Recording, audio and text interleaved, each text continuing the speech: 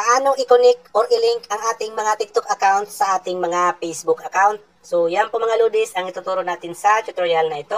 I-open nyo lang po ang inyong mga TikTok account. And then, pagdating po dito sa inyong mga TikTok account, pumunta kayo dito sa inyong mga profile. Pagdating nyo dito sa inyong mga profile, i-click nyo po itong arrow na yung pababa. I-click nyo naman po itong setting icon or gear icon. Tapos, mapupunta tayo dito sa setting and privacy ng ating mga TikTok. I-click naman natin itong privacy. And then, dito po sa privacy, i-click po natin itong suggest your account to others. And then, mapupunta po tayo dito. So, dito po, may lalabas po ditong tatlo na pwede nyo pong gawin para po may-connect yung inyong mga TikTok account sa, una po, sa contact, pwede nyo pong i-connect yan. Para po kung sino man po yung mga nasa contact number nyo, pwede po nilang makita na ikaw po ay nagti-TikTok. Ayan, i-click nyo lang po yan. Dapat po, pag click nyo po ito, meron pong phone number ang inyong mga TikTok account. And then dito, people who open or send link to you. Ayan, pwede nyo pong i-open yan, toggle on, ganyan po. Hindi dito po, para sa Facebook, ayan po, Facebook Friends, i-click nyo po yan, i-toggle on nyo din yan. Yan, ganyan po.